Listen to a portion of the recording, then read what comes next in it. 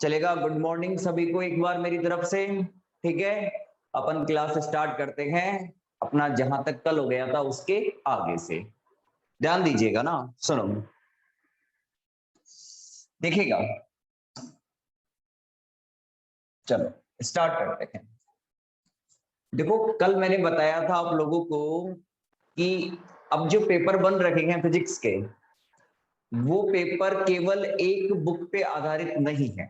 ठीक है, जैसे मान लीजिए ये आपके पास में सीबीएच वाली बुक है, ठीक है ना, तब प्रॉपर ये भी वर्क नहीं कर रही। ठीक है ना, आप पूरी पढ़ जाओ तो भी आपको हो सकता है न्यूमेरिकल बाहर से मिले।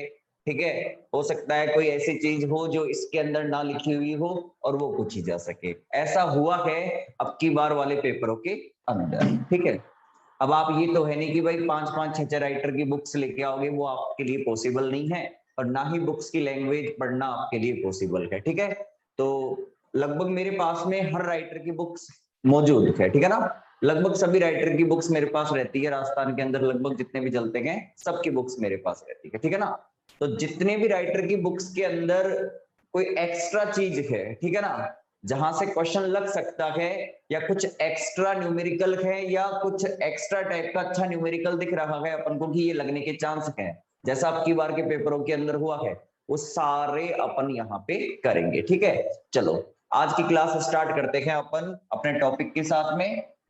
हेडिंग लगाओ, प्रकाश की द्वैत प्रकृति। प्रकाश की द्वैत प्रकृति। अब देखो, इस वाले टॉपिक पर ना तो सीबीएच के अंदर कुछ बता रखा है, ना ही आपका आरबीडी वाला जो बुक है उसके अंदर भी इसके बारे में कुछ बता रखा है।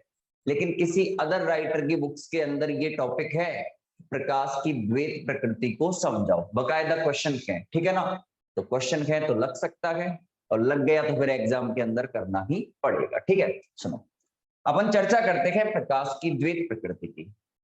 तो प्रकाश की द्वैत प्रकृति क्या है, सुनना। प्रकाश का ड्यूल नेचर है।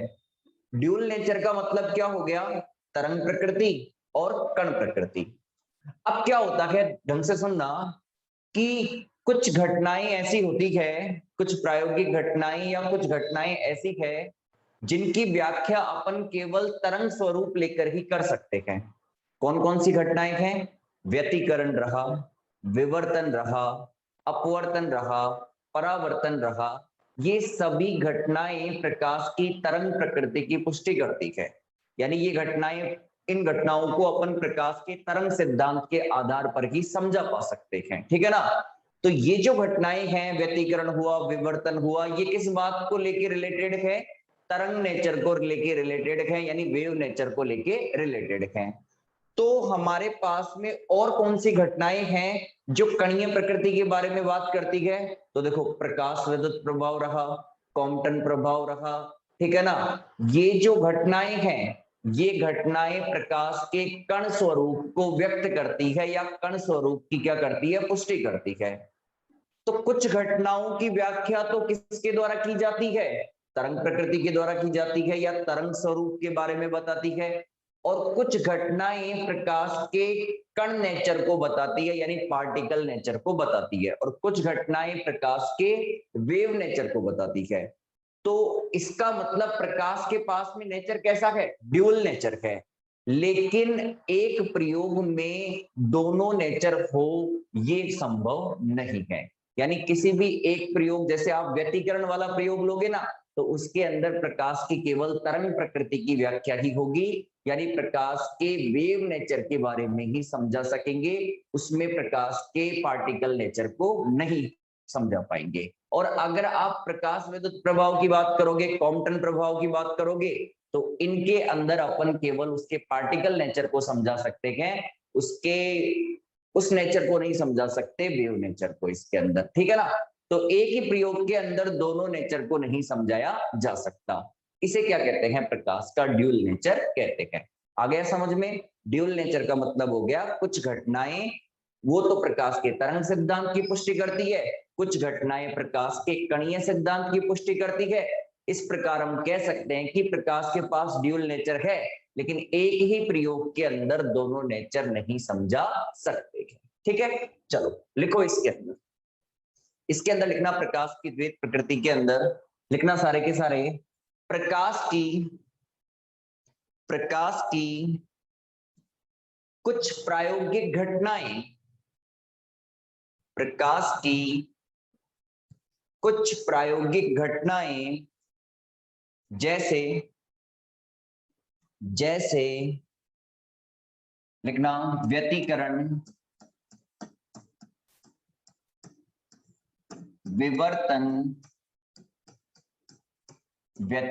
विवर्तन, परावर्तन, अपवर्तन आदि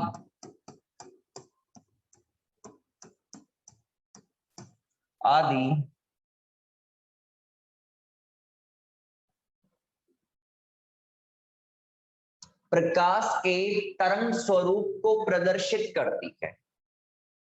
प्रकाश के तरंग स्वरूप को प्रदर्शित करती है। तरंग स्वरूप को प्रदर्शित करती है। प्रकाश के तरंग स्वरूप को प्रदर्शित करती है।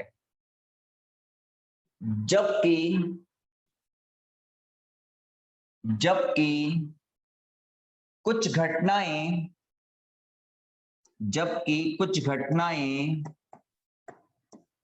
प्रकाश वैद्युत प्रभाव,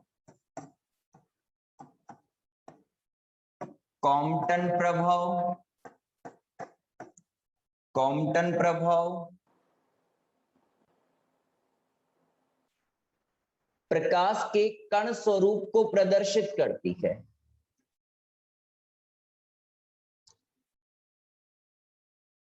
प्रकाश के कण स्वरूप को प्रदर्शित करती है। प्रकाश के कण स्वरूप को प्रदर्शित करती है। प्रकाश के कण स्वरूप को प्रदर्शित करती है।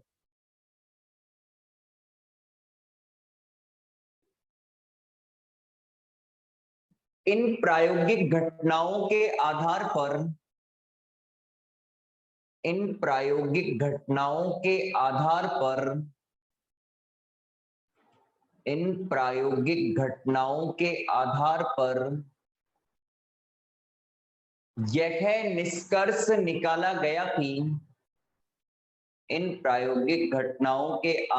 पर यह निष्कर्ष निकाला गया कि प्रकाश की कोई निश्चित प्रकृति नहीं होती है।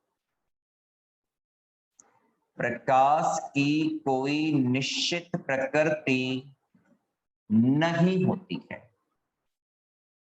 प्रकाश की कोई निश्चित प्रकृति नहीं होती है, बल्कि उसकी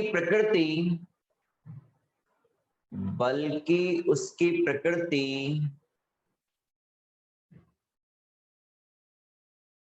प्रायोगिक घटना पर निर्भर करती है। प्रायोगिक घटना पर निर्भर करती है।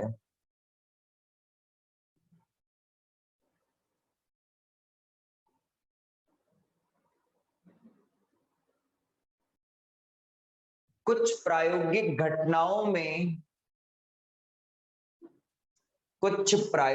घटनाओं में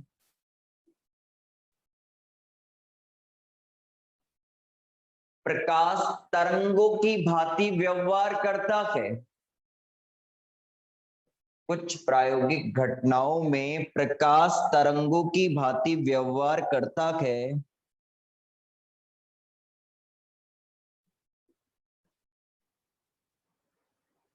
और कुछ प्रायोगिक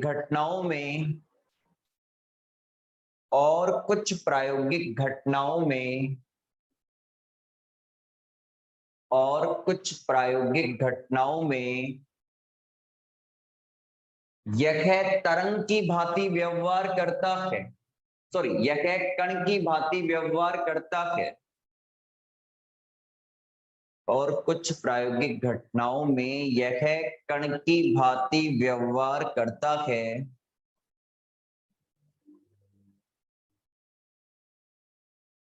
इसे ही प्रकाश की द्वैत प्रकृति कहते हैं। इसे ही प्रकाश की द्वैत प्रकृति कहते हैं।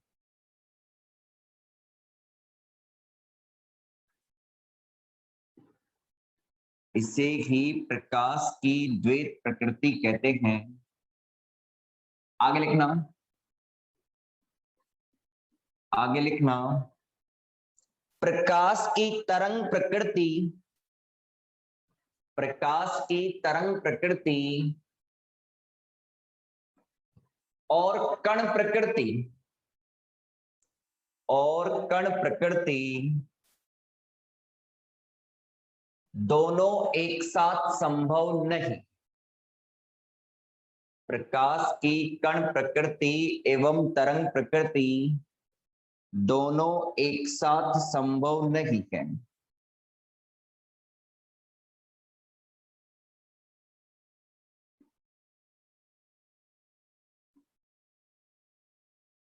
एक साथ संभव नहीं है, ठीक है, एक साथ संभव नहीं है, ठीक है।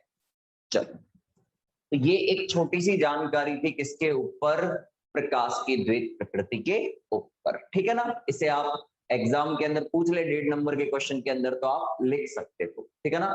क्यों लिख सकते हो? क्योंकि आपके रजिस्टर के अंदर ये लिखा हुआ है, तो आपको किसी किताब की या सोल्ड पेपर को देखने की जरूरत ही नहीं है। एक और इसके अंदर से अगर बहुत ज्यादा डीप के अंदर जाए पेपर बनाने वाला, ठीक है ना, वो बहुत ही ज्यादा डीप के अंदर जाना चाहे पेपर बनाने वाला, ठीक है ना, तो वो एक जानकारी और पूछ सकता है, और वो पूछ सकता है बोर का पूरकता सिद्धांत क्या है। बोर का पूरकता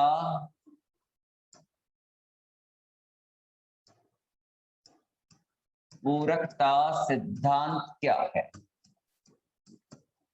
तो आप लोग चाहो तो क्वेश्चन लगा के लिख लो कि बोर का पूरकता सिद्धांत क्या है, या फिर आप लोग हेडिंग भी लगा सकते हो बोर का पूरकता सिद्धांत क्या है। इसमें बड़ा आता है ना, बोर का पूरकता सिद्धांत क्या है, ठीक है ना। ये भी आपको आपकी सीबीएच की किताब के अंदर हो सकता है बोर का पूरक सिद्धांत ऐसा वर्ड देखने को मिल सकता है, ठीक है ना।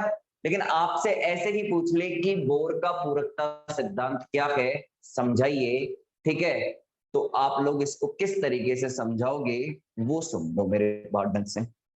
देखना, बोर का पूरकता सिद्धांत का मतलब क्या है, ढंग से समझो। देखो, जिस प्रकार प्रकाश के पास ड्यूल नेचर है, उसी प्रकाश पदार्थ के पास भी क्या होना चाहिए, ड्यूल नेचर होना चाहिए।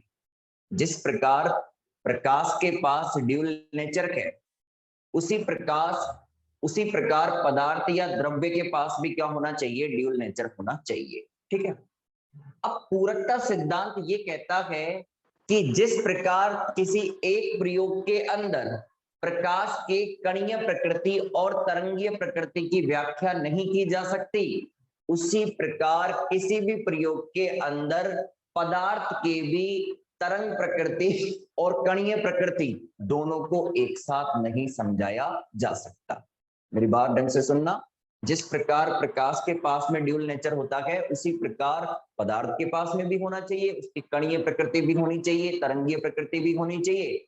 लेकिन किसी एक प्रयोग के अंदर ये दोनों नेचर एक साथ नहीं दिखने चाहिए। इसे ही क्या कहते हैं, बोर का पूरकता सिद्धांत कहते हैं। यानी पदार्थ की भी कणीय प्रकृति और तरंग प्रकृति ये दोनों एक दूसरे के क्या रहते हैं, पूरक रहते हैं, यानी एक ही प्रयोग के अंदर दोनों नहीं समझाए जाने चाहिए, ठीक है ना। इसे ही क्या कहते हैं, बोर का पूरकता सिद्धांत कहते हैं। लिखो इसके अंदर लाइन, इसके अंदर लाइन लगा के लिखना, बोर के पूरकता सिद्धांत के अंदर लाइन लगा के लिखना सारे के सारे। जिस प्रकार प्रकाश की द्वैत प्रकृति होती है, जिस प्रकार प्रकाश की द्वैत प्रकृति होती है, उसी प्रकार पदार्थ का भी द्वैत स्वरूप होना चाहिए। उसी प्रकार पदार्थ का भी द्वैत स्वरूप होना चाहिए।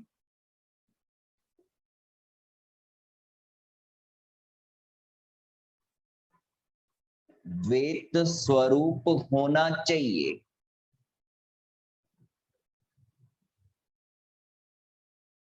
लाइन चेंज करके लिखना। किसी पदार्थ के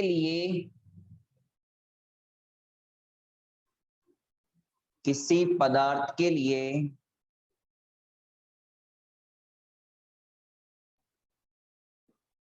कण या तरंग प्रकृति एक दूसरे के पूरक होते हैं। कण या तरंग प्रकृति एक दूसरे के पूरक होते हैं। कण या तरंग प्रकृति एक दूसरे के पूरक होते हैं। इसका तात्पर्य यह है कि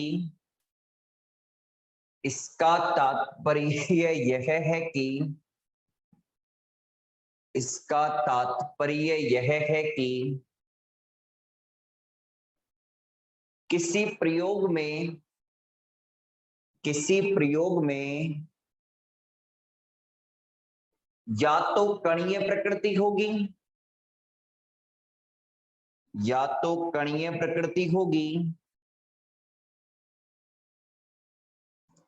तरंग प्रकृति ही होगी।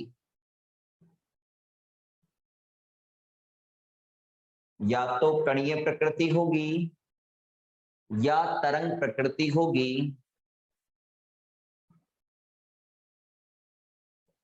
अर्थात किसी एक प्रयोग में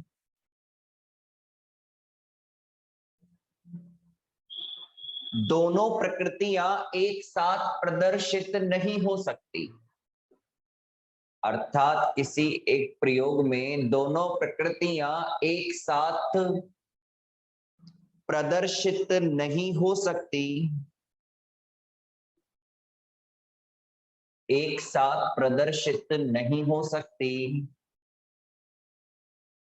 इसे बोर का पूरकता सिद्धांत कहते हैं।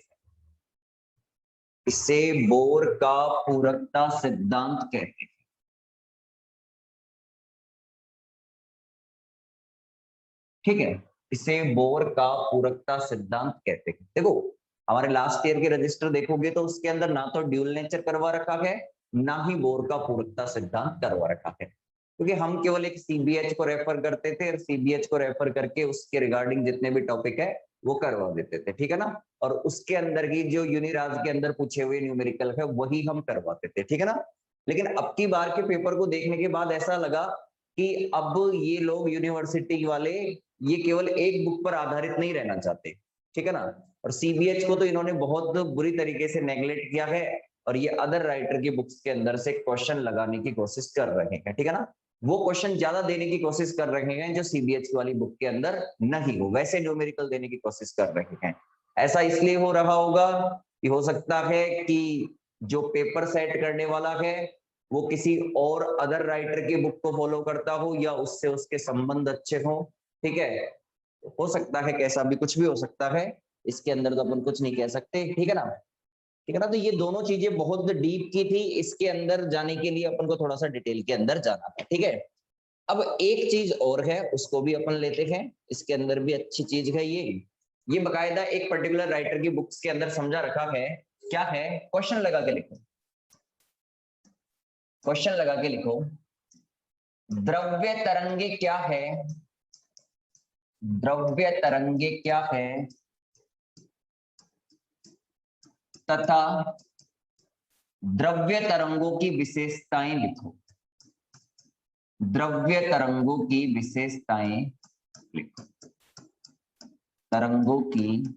विशेषताएं लिखो। देखो मैं आपको एक बात बताना चाहूंगा ना, ये क्वेश्चन आप लोगों को किसी भी सॉल्व पेपर के अंदर नहीं दिखेंगे, ठीक है ना। ये तो आपकी सीबीएच वाली बुक के अंदर भी नहीं मिलेगा आप लोगों को कि द्रव्य तरंगे और डी ब्रोगली तरंगे एक ही बात है, ठीक है ना। और उनके बारे में कुछ अलग से विशेषताएं 5-6 अलग से अपन लिखवाएंगे, ठीक है। तो सुनो, सबसे पहली बात करते हैं द्रव्य तरंगे क्या है। तो देखो, जो गतिमान कण हैं उनसे संबंधित तरंगों को ही क्या कहते हैं अपन, द्रव्य तरंगे कहते हैं, ठीक है ना। जैसे आप कह सकते हो इलेक्ट्रॉन, प्रोटॉन, न्यूट्रॉन, इनसे संबंधित जो तरंगे हैं उनको क्या कह सकते हैं अपन, द्रव्य तरंगे कह सकते हैं, ठीक है। फिर इन द्रव्य तरंगों की अपन कुछ विशेषताएं लिखने वाले हैं। तो एक बार लिखो, द्रव्य तरंगों के अंदर हेडिंग लगा लो द्रव्य तरंगे, द्रव्य तरंगे लिखना इसके अंदर, द्रव्य तरंगों के अंदर लिखना डी ब्रोगली की परिकल्पना के आधार पर, डी ब्रोगली की परिकल्पना के आधार पर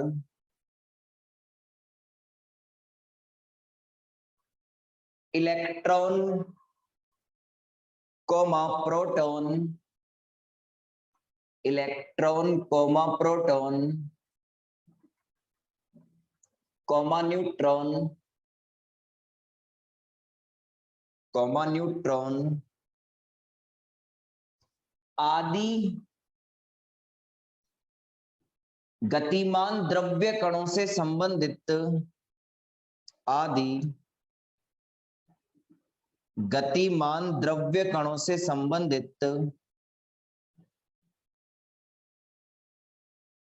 आदि द्रव्यमान कणों से संबंधित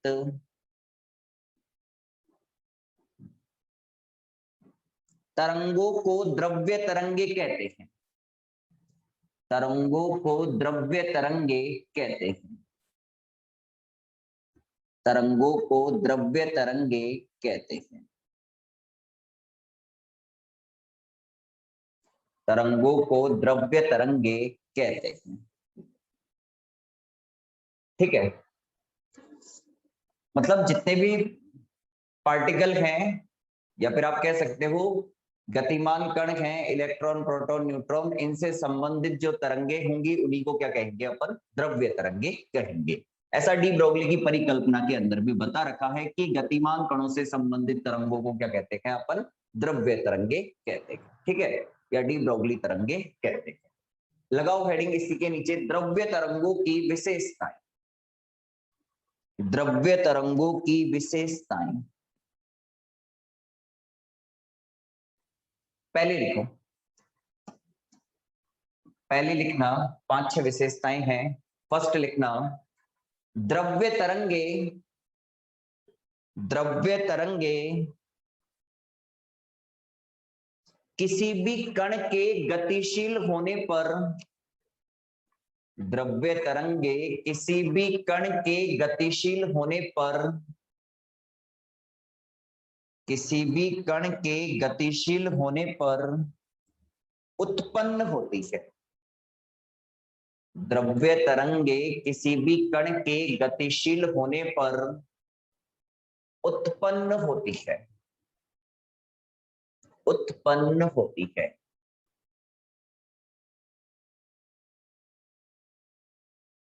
उत्पन्न होती है। दूसरा लिखना द्रव्य तरंगों की, द्रव्य तरंगों की तरंग धैर्य, द्रव्य तरंगों की तरंग धैर्य, द्रव्य तरंगों की तरंग धैर्य कण के संवेग के व्युत्क्रमानुपाती होती है, कण के संवेग के व्युत्क्रमानुपाती होती है।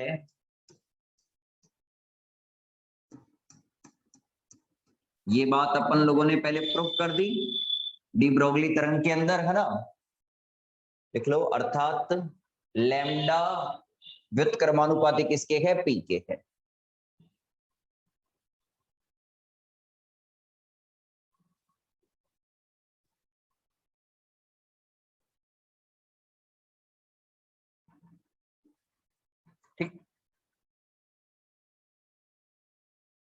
ठीक है, लिख लिया।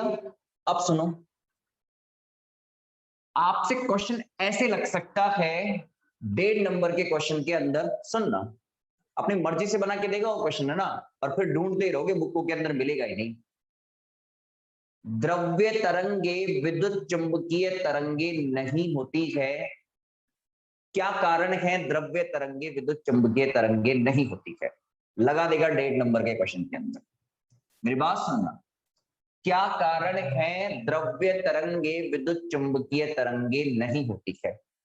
ठीक है, आंसर एक लाइन का ही है। ठीक है, क्या है आंसर? द्रव्य तरंगे क्या होती है? विद्युत उदासीन कणों से संबंधित होती है। यही कारण है कि ये तरंगे विद्युत चुंबकीय तरंगे नहीं होती है। ये जो तरंगे होती है ये विद्युत उदासीन कणों से भी संबंधित होती है। यही कारण है कि ये वाली जो तरंगे है ये विद्युत चुंबकीय तरंगे नहीं होती है। लिखो इसके अंदर तीसरा पॉइंट लिखो, तीसरा पॉइंट लिखो, पॉइंट के अंदर ही लिखा देंगे अपन, लिखना, ये तरंगे विद्युत उदासीन कणों से संबंधित होती है। ये तरंगे विद्युत उदासीन कणों से संबंधित होती है। ये तरंगे विद्युत उदासीन कणों से संबंधित होती है।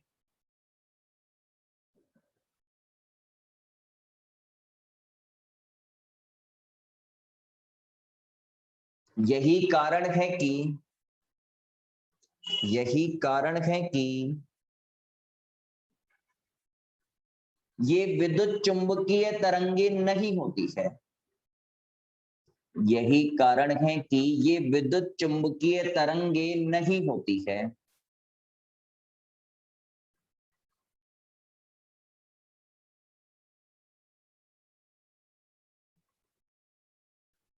अगला लिखना, द्रव्य तरंगे, चौथा लिखना, द्रव्य तरंगे निर्वात में भी गमन कर सकती है। द्रव्य तरंगे निर्वात में भी गमन करती है, ऐसे लिखना, द्रव्य तरंगे निर्वात में भी गमन करती है।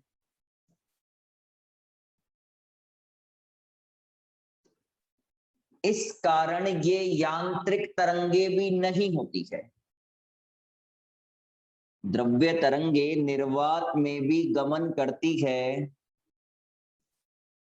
इस कारण ये यांत्रिक तरंगे नहीं होती है। क्योंकि यांत्रिक तरंगों के लिए तो माध्यम की आवश्यकता होती है ना, जबकि ये तो निर्वात में भी गमन कर सकती है, इसलिए ये यांत्रिक तरंगे नहीं होती है। तो ऐसे भी क्वेश्चन लग सकता है कि बताइए क्या कारण है कि द्रव्य तरंगे यांत्रिक तरंगे नहीं होती, तो आंसर होगा ये निर्वात में गमन कर सकती है, यही कारण है कि ये विद्युत यांत्रिक तरंगे नहीं होती। हाँ जी, अगला लगाना, इसी के अंदर लिखना अगला पॉइंट। नहीं तो न्यूट्रॉन है ना उदासीन, कोई जरूरी थोड़ी है सारे ही कण आपको, ये उदासीन कणों से भी संबंधित है, ठीक है ना।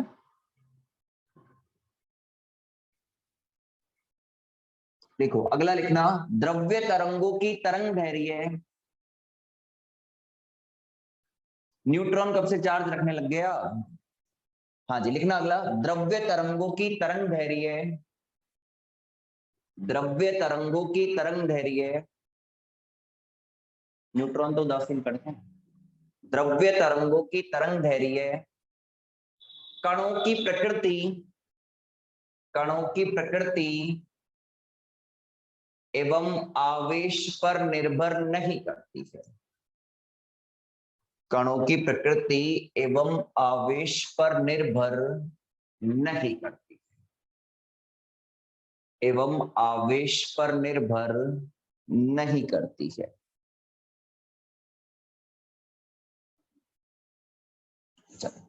तो ये एक छोटा सा है, आप लोगों से बना के दे सकता है ऐसा क्वेश्चन, तो आप लोग इसका आंसर लिख दो। चलो आइएगा ना, ये भी आपके बुक के अंदर नहीं था, सीबीएच वाली के अंदर, ठीक है, अलग से करा है अपन ना। अब आ जाओ अगला, अपना नेक्स्ट टॉपिक, हाइजेनबर्ग अनिश्चितता सिद्धांत। हाइजेनबर्ग अनिश्चितता सिद्धांत, देखो बहुत अच्छा टॉपिक है, और इसके अंदर भी अपन डीप के अंदर चलेंगे, किताब से ज्यादा उठकर चलेंगे, क्योंकि छोटा क्वेश्चन भी बन सकता है, बड़े डेरिवेशन भी बन सकते हैं और न्यूमेरिकल भी इसके अंदर बनेंगे। बड़ा टॉपिक है ये, काफी बड़ा, ठीक है ना। 12वीं क्लास की तरह छोटा टॉपिक नहीं है, काफी बड़ा है। अब सुनो, इसके अंदर सबसे पहली चीज क्या पूछी जा सकती है वो ध्यान देना। छोटे क्वेश्चन के अंदर एक चीज पूछी जा सकती है, विहित संयुग्मी राशि क्या होती है। पहला क्वेश्चन तो यहीं से बन सकता है, विहित संयुग्मी राशियां क्या होती है, इसी के अंदर। अब ऐसा आपकी सीबीएच वाली बुक के अंदर नहीं देखने को मिलेगा कि विहित संयुग्मी राशियां क्या है, ठीक है। आप थोड़ा और डीप के अंदर जाओगे तब जाके आपको ये मिलेगा कि विहित संयुग्मी राशियां क्या है, इसी टॉपिक से रिलेटेड है ना। अब सुनो क्या होती है, ढंग से सुनो। हमारे पास में हाइजेनबर्ग अनिश्चितता सिद्धांत के अंदर अपन क्या करते हैं, दो फिजिकल क्वांटिटी लेते हैं। कौन कौन सी लेते हैं, स्थिति और संवेग, ऊर्जा और समय, कोणीय संवेग और कोणीय विस्थापन, ठीक है। ये सारी राशियां कैसी राशियां हैं, विहित संयुग्मी राशियां हैं। तो विहित संयुग्मी राशियों को कैसे डिफाइन किया जाता है, सुनो।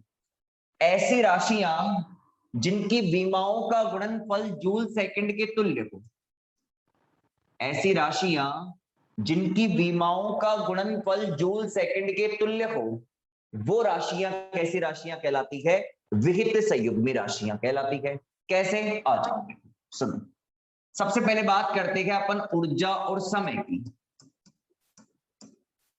अगर मैं ऊर्जा के लिए बात करूं या इसकी यूनिट की बात करूं तो ये जूल, समय की क्या हो गई, सेकंड, तो ये हो गई विहित संयुग्मी राशियां। और विहित संयुग्मी राशियों के लिए ही हाइजेनबर्ग अनिश्चितता सिद्धांत समझाया गया, ठीक है। दूसरी बात करते हैं अपन स्थिति और समय के लिए, सॉरी स्थिति और संवेग के लिए। क्या ये भी विहित संयुग्मी राशियां हैं, जी बिल्कुल ये भी विहित संयुग्मी राशियां हैं। कैसा, स्थिति हो गई आपकी मीटर के अंदर, पोजीशन एक्स वो मीटर के अंदर हो गया।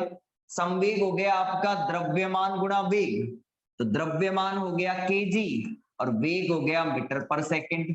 वेग क्या हो गया मेरे पास में, मीटर पर सेकंड हो गया। तो क्या ये जूल सेकंड बन सकता है, जी बिल्कुल ये जूल सेकंड बन सकता है।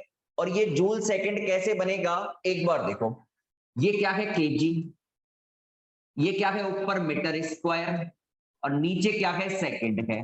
अब ढंग से ध्यान देना सारे के सारे, मैं एक काम करूं, सेकंड से ऊपर नीचे गुणा कर देता हूं, सेकंड से ऊपर नीचे गुणा कर देता हूं तो नीचे आ गया सेकंड स्क्वायर और इधर आ गया मेरे पास में सेकंड।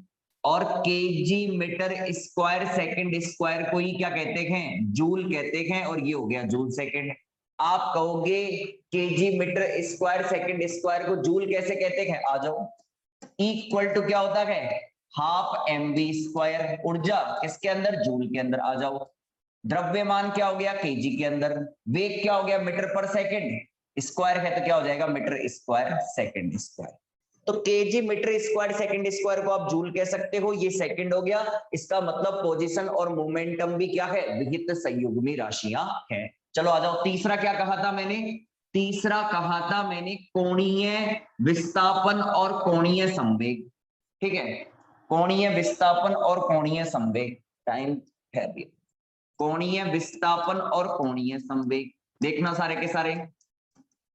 अगर अपन कोणीय विस्थापन और कोणीय संवेग की बात करें तो कोणीय संवेग का तो फॉर्मूला होता है mvr, और ये थीटा, और थीटा का कोई अपने पास में वो नहीं होता, यहाँ पे ये डायमेंशन नहीं होता, ठीक है ना। तो आप इसका कोणीय संवेग है ना, उसका फॉर्मूला क्या होता है, mvr। तो इसको देखो, m का मतलब हो गया मास केजी, v का मतलब हो गया मीटर पर सेकंड, और r का मतलब हो गया स्थिति, स्थिति क्या हो गई, मीटर हो गई। आप सेकंड से ऊपर नीचे गुणा कर दो तो नीचे सेकंड स्क्वायर आ जाएगा, और ये क्या हो गया, जूल, और ये हो गया आपका सेकंड, ये क्या हो गया, सेकंड हो गया। तो ये भी क्या है, विहित संयुग्मी राशियां हैं। तो विहित संयुग्मी राशियां कैसी राशियां होगी, जिनकी विमाओं का गुणनफल जूल सेकंड के तुल्य हो, उसे ही क्या कहते हैं, विहित संयुग्मी राशियां। एक बार वापस ज्वाइन कर लो।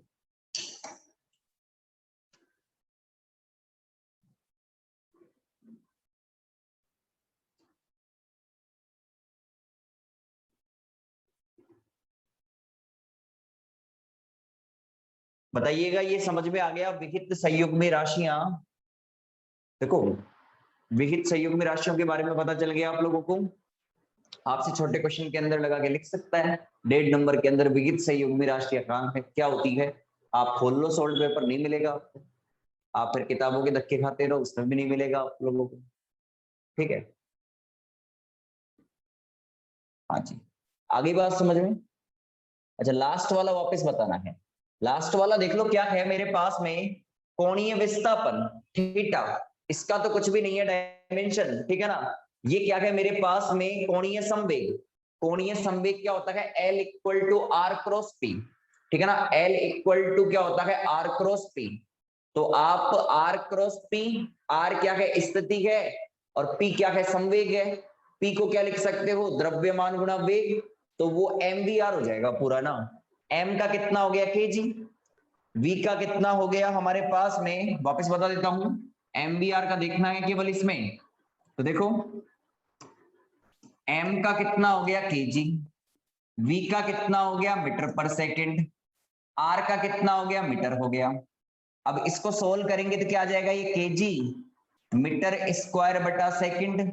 अब मुझे जूल बनाना है ना, तो क्या करना पड़ेगा, kg मीटर स्क्वायर बटा सेकंड स्क्वायर, सेकंड से ऊपर नीचे गुणा कर दिया। और जूल का क्या हो गया मेरे पास में, KG metre square second square को क्या बोलेंगे, केजी मीटर स्क्वायर पर सेकंड स्क्वायर को क्या बोलेंगे, जूल। तो ये हो गया जूल सेकंड। तो इसका मतलब हाइजेनबर्ग अनिश्चितता सिद्धांत विहित संयुग्मी राशियों के लिए डिफाइन होगा, जिसके अंदर विहित संयुग्मी राशियां कौन सी राशियां होती है, ऐसी राशियां जिनकी विमाओं का जो गुणनफल है वो किसके तुल्य हो, जूल सेकंड के तुल्य हो, उन्हें ही क्या कहेंगे अपन, विहित संयुग्मी राशियां कहेंगे। देखो अब की बार आपका रजिस्टर भी बहुत ज्यादा बढ़ेगा लास्ट ईयर के रजिस्टर के कंपेयर के अंदर, क्योंकि बहुत ज्यादा एक्स्ट्रा टॉपिक भी जुड़ेंगे, ठीक है ना। जो आपकी इस बुक के अंदर नहीं हो तो किसी दूसरी बुक के अंदर मिलेंगे। बहुत ज्यादा एक्स्ट्रा न्यूमेरिकल भी आपके जुड़ेंगे, ठीक है ना। और देखो मैं कभी अब ये नहीं कहूंगा किसी से कि वो यूनिट पढ़ जाओ, वो यूनिट पढ़ जाओ। मैं तो एक ही बात कहूंगा, सारा पढ़ना है, कुछ भी आ सकता है। क्योंकि जो इंपॉर्टेंट थी ना चीजें थर्ड ईयर के अंदर, अब की बार इंपॉर्टेंट डेरिवेशन थे, वो कोई से भी हमने नहीं छोड़े, एक एक डेरिवेशन को बहुत अच्छे से करवाया था। इंपॉर्टेंट सारे जितने भी होते हैं ना, इंपॉर्टेंट वगैरह, ये पता चला उसने तो क्वेश्चन ही कहीं से उठा के दे दिए दूसरी किताबों से, छोटे छोटे क्वेश्चन लगा के। अब उनके चक्कर के अंदर स्टूडेंट दिक्कत क्रिएट हो जाए, टाइम भी लगेगा काफी सारा और वो भी लगेगा। चलो हेडिंग क्या लगाई है आपने, हाइजेनबर्ग अनिश्चितता सिद्धांत, ठीक है ना। इसी के अंदर एक छोटी सी हेडिंग लगा लो पहले, बड़ी हेडिंग तो हाइजेनबर्ग अनिश्चितता सिद्धांत है। अब इसी के अंदर एक छोटी सी हेडिंग लगा लो पहले, विहित संयुग्मी राशियां, विहित संयुग्मी राशियां, विहित संयुग्मी राशियां लिखना इसके अंदर। वे राशियां, वे राशियां, वे राशियां जिनकी विमाओं का गुणनफल, वे राशियां जिनकी विमाओं का गुणनफल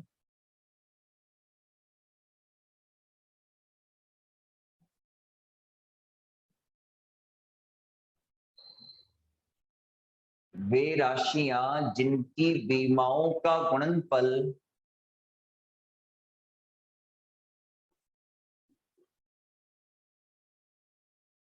जिनकी विमाओं का गुणनफल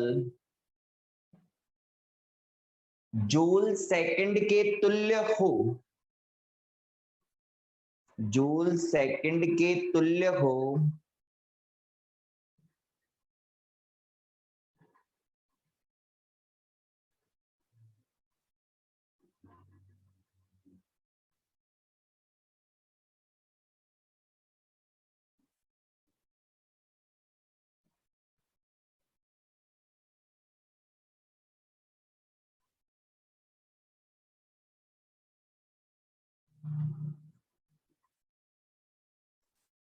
जूल सेकंड के तुल्य हो, उन्हें विहित संयुग्मी राशियां कहते हैं।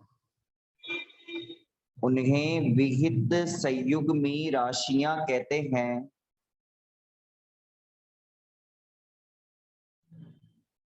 उन्हें विहित संयुग्मी राशियां कहते हैं।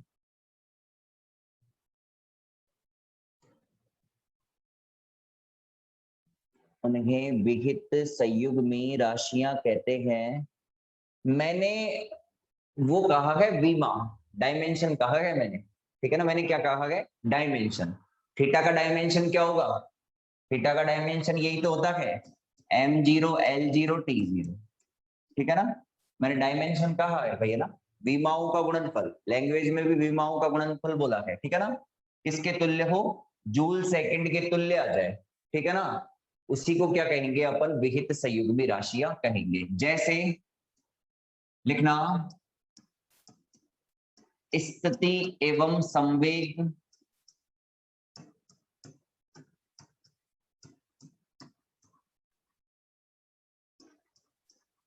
दूसरा लिखो ऊर्जा एवं स्थिति व संवेग, वह लगा लो ज्यादा बेटर, ऊर्जा व समय। तीसरा लिख सकते हो आप लोग कोणीय विस्थापन, कोणीय संवेग व कोणीय विस्थापन।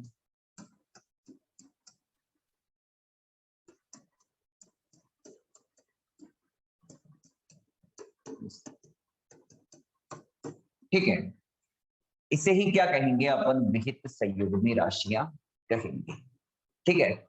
इसे ही क्या कहेंगे अपन? विहित संयुग्मी राशियां कहेंगे, ठीक है। अब अपन को आना है अपने टॉपिक पर। कौन से टॉपिक पर? हाइजेनबर्ग अनिश्चितता सिद्धांत क्या कहता है। चलो, हम छोटी सी क्लास से पढ़ते आ रहे हैं, ये लिख लो पहले तो। हम छोटी सी क्लास से ये बात पढ़ते आ रहे हैं, हाइजेनबर्ग अनिश्चितता सिद्धांत के अंदर क्या पढ़ते आ रहे हैं? किसी एक समय पर स्थिति और संवेग का एक साथ मापन नहीं किया जा सकता। कहने का मतलब क्या है? किसी एक समय पर, किसी एक स्थिति पर स्थिति और संवेग का अति शुद्धता से एक साथ मापन संभव नहीं है। यानी एक का मापन अपन एक्यूरेट करते हैं तो दूसरे के मेजरमेंट के अंदर त्रुटि आ जाती है, एरर आ जाती है। ये लाइन हम केवल अब से पहले रटते ही आए हैं, ठीक है क्या? कि एक फिजिकल क्वांटिटी का मेजरमेंट यदि अपन एक्यूरेट करते हैं तो दूसरी फिजिकल क्वांटिटी के मेजरमेंट के अंदर एरर आ जाती है। ये बात हम रटते आए हैं, इसी को क्या कहते हैं? हाइजेनबर्ग अनिश्चितता सिद्धांत कहते हैं। लेकिन समझना क्या है इन बातों का मतलब, ध्यान देना।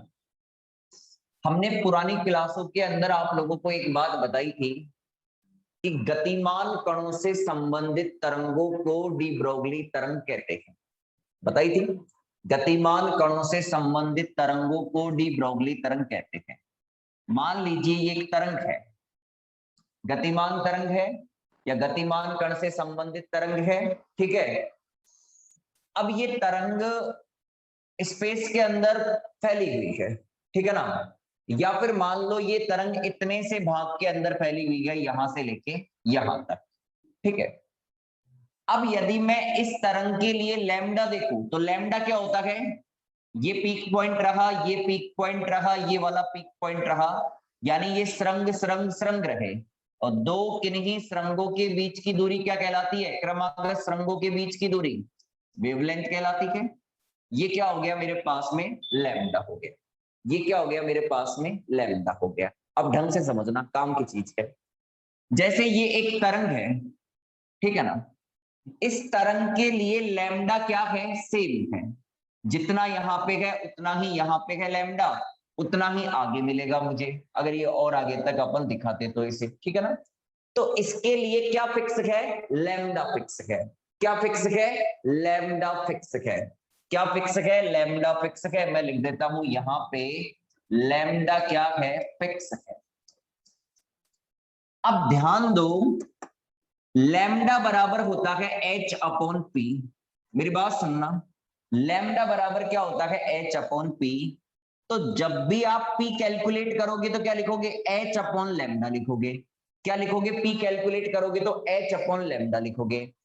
अब एच तो खुद ही क्या है, फिक्स है, नियत है 6.62 इंटू 10 की पावर -34 जूल सेकेंड। और ये मेरे पास में जो लैम्डा है, ये लैम्डा भी क्या कर दिया मैंने, फिक्स कर दिया। तो इसका मतलब पी भी क्या हो गया, फिक्स हो गया। तो इसका मतलब इस वाली वेव के लिए पी क्या हो गया, फिक्स हो गया। पी क्या हो गया, नियत हो गया। तो क्या हुआ यहां पे कि ये जो मैंने वेव दिखा रखी है, ये वेव किससे संबंधित है, गतिमान कण से संबंधित है। तो ये जो गतिमान कण से संबंधित तरंग है, इस तरंग के लिए पी क्या है, फिक्स है, यानी संवेग क्या है, फिक्स है। इसका मतलब क्या हुआ कि भाई हमने संवेग को एक्यूरेट मापा है। हमने किसको एक्यूरेट मापा है, संवेग को एक्यूरेट मापा है, ठीक है ना। अति शुद्धता से इसका क्या किया है, संवेग का हमने मापन किया है। अब सुनो मेरी बात ढंग से, ये तरंग किससे संबंधित है, पार्टिकल की गति से संबंधित है, यानी गतिमान कण से संबंधित क्या है, ये तरंग है। तो एक बात बताओ, पार्टिकल यहां होगा, यहां होगा, यहां होगा, यहां होगा, यहां होगा, यहां होगा, यहां होगा, इसकी कोई निश्चितता है ही नहीं। तो आपने संवेग को तो एक्यूरेट माप लिया, लेकिन पार्टिकल तो यहां से लेके यहां तक कहीं पे भी हो सकता है। पार्टिकल तो यहां से लेके यहां तक कहीं पे भी हो सकता है। यानी इस कण की स्थिति में क्या उत्पन्न है, मतलब ये जो पार्टिकल है, इस पार्टिकल की जो पोजीशन है वो यहां से लेके यहां तक कहीं पे भी हो सकती है। तो यानी हमने मोमेंटम को एक्यूरेट माप लिया, संवेग को एक्यूरेट माप लिया, लेकिन इसकी पोजीशन इस रेंज से लेके इस रेंज में कहीं पे भी हो सकती है। तो आप किसी एक फिजिकल क्वांटिटी का मेजरमेंट यदि एक्यूरेट कर लेते हो, तो दूसरे के मापन को आप एक्यूरेट नहीं बता सकते कि पार्टिकल इस जगह होगा। आप ये नहीं कह सकते कि पार्टिकल यहां पे होगा, पार्टिकल यहां पे भी हो सकता है, पार्टिकल यहां पे भी हो सकता है, इस रीजन के अंदर पार्टिकल कहीं पे भी हो सकता है। जबकि आपने तो पी को क्या मापा है, एक्यूरेट मापा है, लेकिन इसका जो पोजीशन है वो यहां से लेके यहां तक कहीं पे भी हो सकता है। तो दो फिजिकल क्वांटिटी का एक साथ मापन नहीं किया जा सकता, इसे ही क्या कहते हैं अपन, हाइजेनबर्ग अनिश्चितता का सिद्धांत कहते हैं। यदि आप एक का मेजरमेंट एक्यूरेट करोगे तो दूसरे के मेजरमेंट को आप एक्यूरेट नहीं माप सकते, उसके अंदर कुछ ना कुछ एरर रहेगी ही। क्या ये बात समझ में आई, हाइजेनबर्ग अनिश्चितता सिद्धांत से रिलेटेड? क्या ये बात आप लोगों के समझ में आई कि हम एक फिजिकल क्वांटिटी का मेजरमेंट एक्यूरेट करेंगे तो दूसरे के अंदर एरर मिलेगी, ठीक है? क्या ये बात समझ में आई? चलो क्लियर है, आ गया समझ। चलो, तो विहित संयुग्मी राशियों के बारे में तो लिखवा दिया अपन ने, है ना। अब आप लोग लाइन और पैराग्राफ चेंज करके, आप लोग लाइन और पैराग्राफ चेंज करके लिखो। लाइन और पैराग्राफ दोनों चेंज कर लो, और हेडिंग लगाना चाहो तो लगा लो, लगा रखी है वैसे तो आपने, हाइजेनबर्ग अनिश्चितता सिद्धांत, तो कोई बड़ी बात नहीं है। लिखो, आप ऐसे लिख लो, सुनो ऐसे लिखो, ऐसे। प्रथम कथन, प्रथम कथन इस तरीके से मैं 3-4 स्टेटमेंट लिखवाऊंगा इससे रिलेटेड, आप लोग लगाओ प्रथम कथन। लिखो, लिखना प्रथम कथन के अंदर, किसी भी कण की स्थिति, किसी भी कण की स्थिति व संवेग,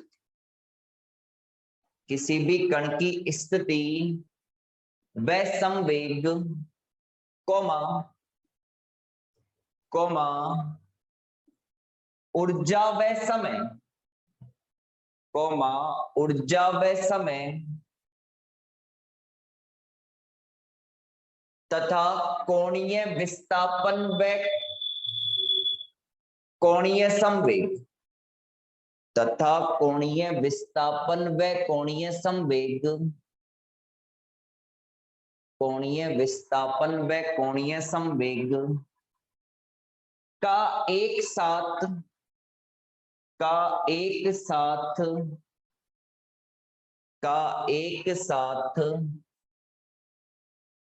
अति शुद्धता से मापन संभव नहीं है का एक साथ अति शुद्धता से मापन संभव नहीं है।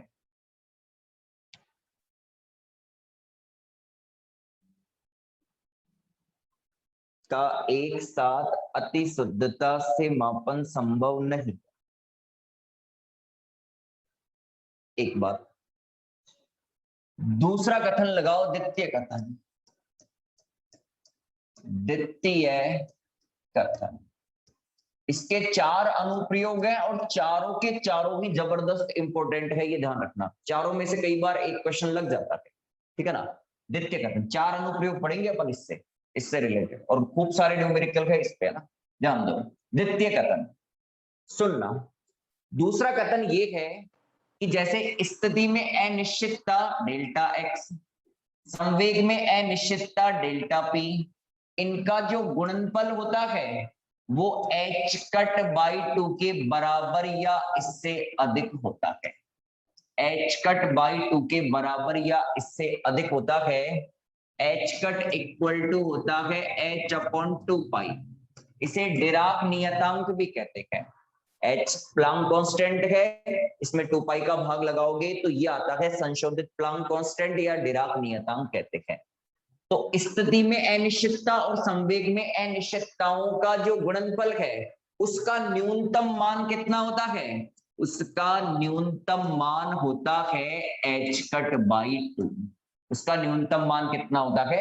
h कट बाई 2 होता है। तो अपन ऐसे कह सकते हैं कि अनिश्चितताओं का जो गुणनफल है उनका जो मिनिमम वैल्यू है वो कितना होता है? h कट बाई 2 होता है, यानी इसका मैथमेटिकल रूप है ये। लिखो दूसरा कथन, द्वितीय कथन इसमें लिखना। द्वितीय कथन के अंदर लिखना, किसी भी कण की स्थिति व संवेग, किसी भी कण की स्थिति व संवेग कौमा ऊर्जा व समय, कौमा ऊर्जा व समय, कौमा ऊर्जा व समय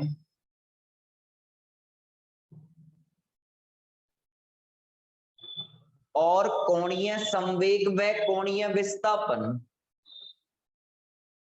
और कोणीय संवेग व कोणीय विस्थापन, और कोणीय संवेग व कोणीय विस्थापन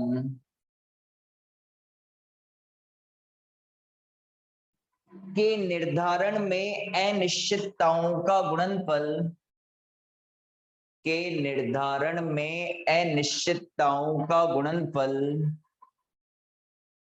अनिश्चितताओं का गुणनफल का न्यूनतम मान, का न्यूनतम मान, का न्यूनतम मान, का न्यूनतम मान h कट बाई 2 होता है। h कट ओवर 2 या h कट अपॉन 2 होता है। h कट अपॉन 2 होता है। न्यूनतम मान बोला है मैंने, क्या बोला है? न्यूनतम मान।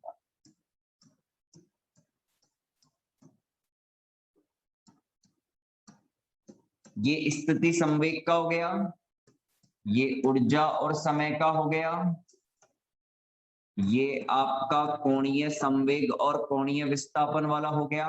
ये ऊपर के 2 ही इंपॉर्टेंट है ना, ऊपर के 2 ही इंपॉर्टेंट है, यहीं से न्यूमेरिकल लगता है और जितने भी अनुप्रयोग है वो इसी पे बेस्ड है, ठीक है ना। ये लास्ट वालों का तो कोई खास काम नहीं है, ठीक है। ये लिख लो गणितीय रूप में, ये लिख लेना गणितीय रूप में जहां H cut equal to H upon 2 pi, इसे डिराक नियतांक कह देते हैं।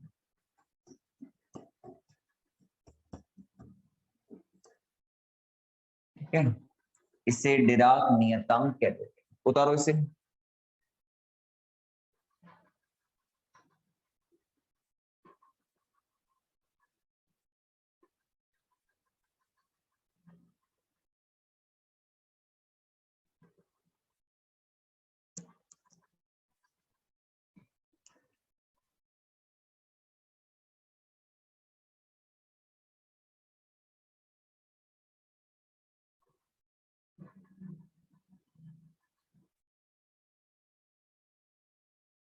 इक्वल लगा देना है, अपने तो कंफ्यूज हो जाओगे एच को कहा है क्या।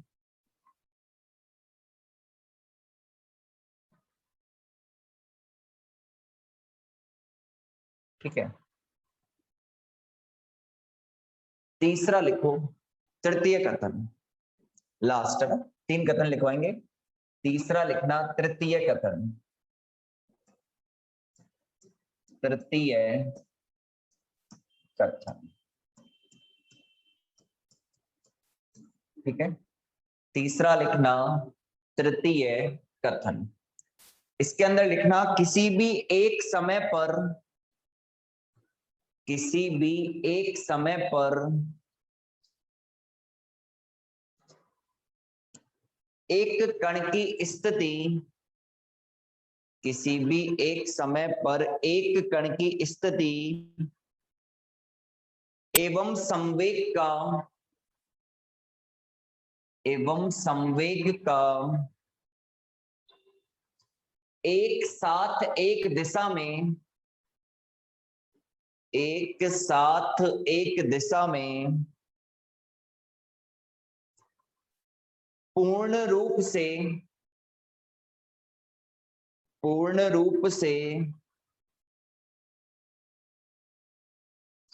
अति शुद्धता से निर्धारण नहीं किया जा सकता। पूर्ण रूप से अति शुद्धता से निर्धारण नहीं किया जा सकता। पूर्ण रूप से अति शुद्धता से निर्धारण नहीं किया जा सकता।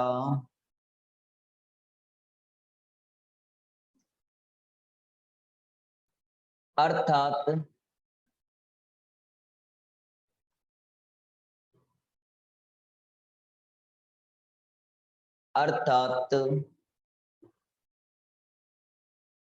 एक्स अक्ष के अनुदिश, अर्थात एक्स अक्ष के अनुदिश, एक्स अक्ष के अनुदिश कण की स्थिति में अनिश्चितता, कण की स्थिति में अनिश्चितता डेल्टा एक्स, कण की स्थिति में अनिश्चितता डेल्टा एक्स व कण के संवेग में अनिश्चितता डेल्टा पी एक्स, ऐसे लिखना, दिशा की भी बात कर ली मैंने ना, एक्स दिशा, तथा कण के संवेग में अनिश्चितता डेल्टा पी एक्स का गुणनफल,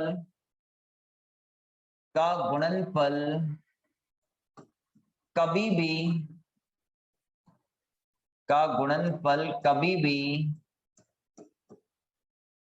h कट बाई 2 से कम नहीं हो सकता। h कट बाई 2 से कम नहीं हो सकता। h कट बाई 2 से कम नहीं हो सकता। h कट बाई 2 से कम नहीं हो सकता। h कट बाई 2 से कम नहीं हो सकता। अब इसके अंदर, अभी तो यहां तक हो गया, अभी इसके अंदर और भी सारी जानकारी देनी है। इसके निष्कर्ष क्या थे, बकायदा निष्कर्ष हेडिंग लगा के निष्कर्ष भी लिखवाएंगे। इसके 4 अनुप्रयोग हैं, उनको क्वेश्चन वाइज लिखवाएंगे अपन, 4 बड़े बड़े डेरिवेशन हैं। फिर इसके अपन न्यूमेरिकल करेंगे, तब जाके ये टॉपिक क्या होगा, कंप्लीट होगा। ऐसे नहीं कि एक क्लास या 2 क्लास के अंदर कंप्लीट हो जाए, 2-3 दिन लगेंगे इसको, ठीक है ना। तो ये यहाँ तक ये क्या। अब बताओ शाम को क्लास लोगे? शाम को क्लास लेने के लिए तैयार हो? 1 घंटे की शाम को ले लें?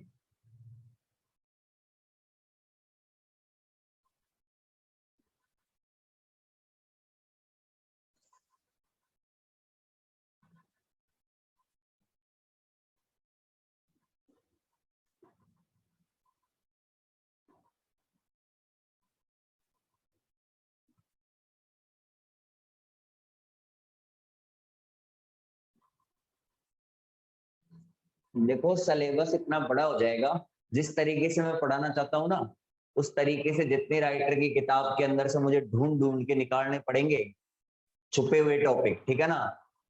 उसके अकॉर्डिंग पढ़ोगे तो उसके लिए टाइम भी चाहिए, टाइम तो देना पड़ेगा ही, ठीक है। तो अगर शाम को क्लास होगी तो ग्रुप के अंदर आप लोगों के पास मैसेज आ जाएगा, नहीं आएगा तो नहीं होगी, होगी तो आ जाएगा 2-3 घंटे पहले कि शाम को क्लास होगी, बकायदा 6 बजे होगी तो 6 बजे होगी। मैसेज आ गया तो होगी, नहीं आया तो नहीं होगी, ठीक है। कोशिश करूंगा पूरी 100% क्लास लेने की, ठीक है ना, क्योंकि जरूरी हो गया, ठीक है ना। जिस तरीके से कवर करना है ना इस बार, उस तरीके के लिए आपको टाइम देना पड़ेगा, क्योंकि मुझे भी बुक्स के अंदर ढूंढने पड़ेंगे, कोई टॉपिक छिपा हुआ तो नहीं है, इनसे रिलेटेड कोई अच्छा सा क्वेश्चन वगैरह, ये सब कुछ ढूंढना पड़ेगा, ठीक है ना। तो इस चीज का ध्यान रखना।